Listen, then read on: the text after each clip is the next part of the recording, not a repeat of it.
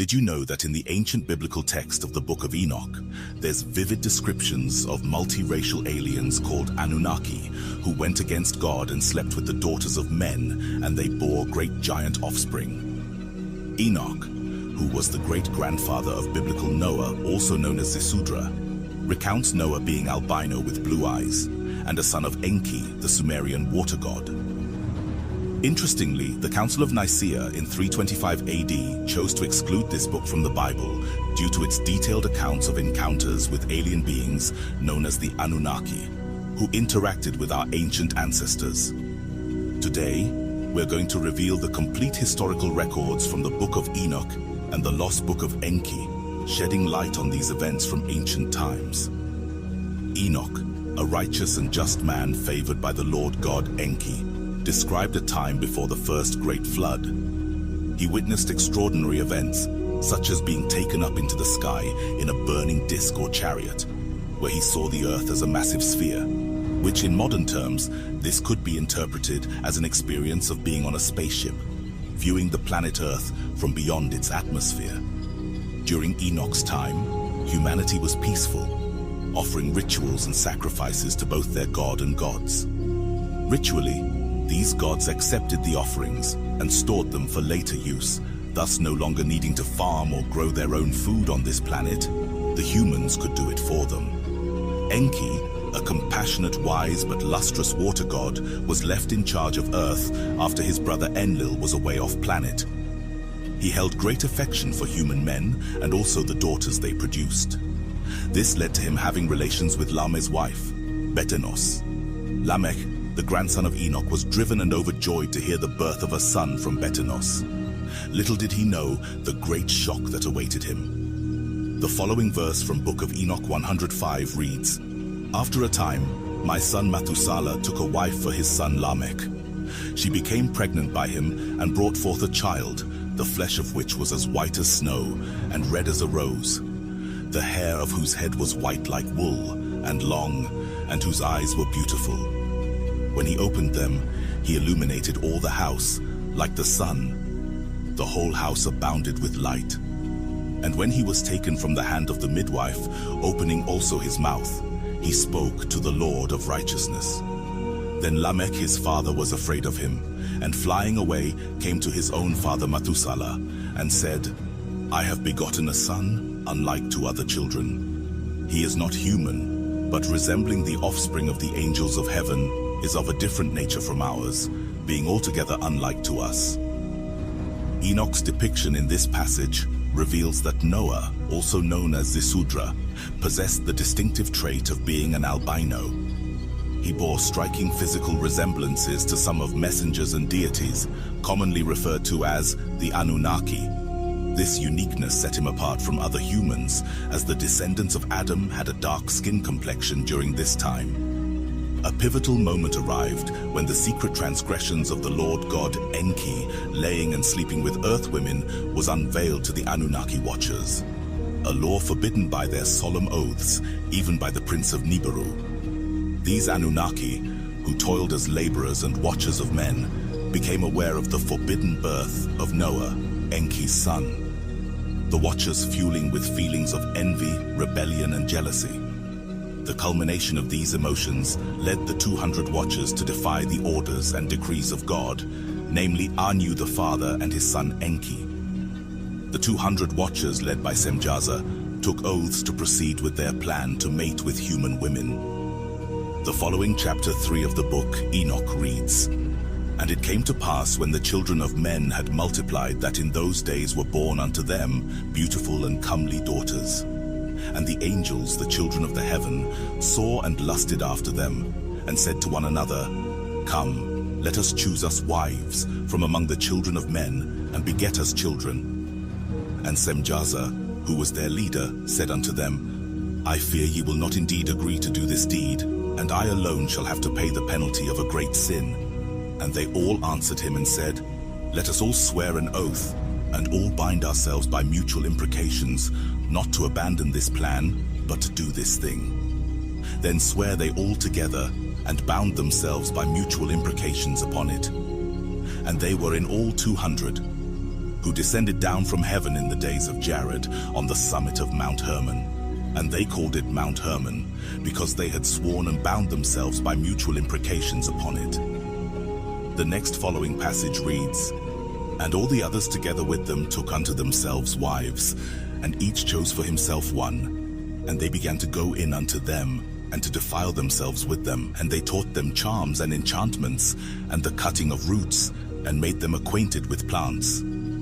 Then the earth laid accusation against the lawless rogue Anunnaki, who married the human women, and taught the children of men forbidden knowledge of the gods. 9 fallen Anunnaki were the heads of this rebellion against their lords. The first was Azazel, who taught men to make swords and knives and shields and breastplates, and made known to them the metals of the earth and the art of working them, and bracelets and ornaments, and the use of antimony, and the beautifying of the eyelids, and all kinds of costly stones, and all coloring tinctures.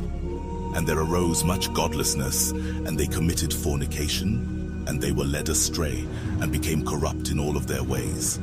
Semjaza taught enchantments and root cuttings, Armaros the resolving of enchantments, Barakiel taught astrology, Kokabel the constellations, Ezekiel the knowledge of the clouds, Arakiel the signs of the earth, Shamsiel the signs of the sun, and Sariel the course of the moon. And when the daughters of men became pregnant from the fallen watchers, some fatally died during childbirth.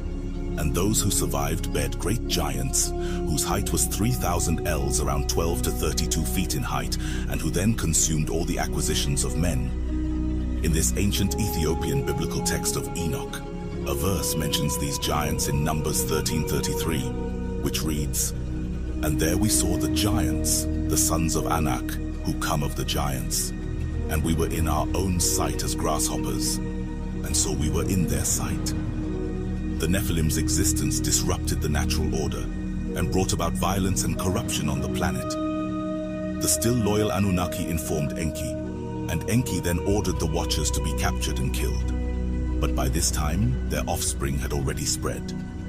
The colossal Nephilim, born from the union of Anunnaki males and earthly women, were depicted as mostly distorted giants. However, some looked similar to man, besides giant height. This new race possessed remarkable might and towering stature, akin to demigods in comparison to humans. They wielded extraordinary capabilities and gained renown for their immense power. Nevertheless, their presence wrought havoc upon the harmonious balance. The sons of Anunnaki gods became enemies of man. They ravaged villages to feed their hunger, ate babies and drank the blood of the men they murdered, with little physical effort. Yet humanity concealed greater strength and ferocity than initially apparent. The sons of man waged a retaliatory struggle, culminating in the defeat of numerous mighty giants. The humans were keen, strong, intelligent, and resourceful. The battles continued until the progeny of both deities and mortals stood as adversaries in parallel, locked in conflict. It was then the cries of death from humanity and the giants reached the heavens. Enki and his brother Enlil, along with the Nibiru High Council, decided that a massive flood was the only assurance to eliminate the Nephilim giants for good off of the earth.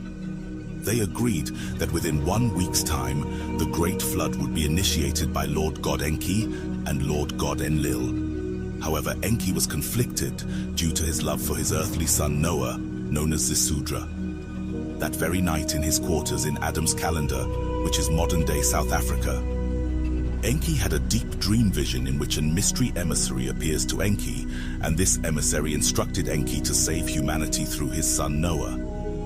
Enki believes this mysterious emissary in his vision is the great creator of all, the creator that all beings in the universe must falter to. Prohibited from addressing his son directly, he approaches Noah's dwelling and communicates with Noah through the house barrier, urging him to awaken and prepare for an impending cataclysmic flood set to engulf the world in 7 days.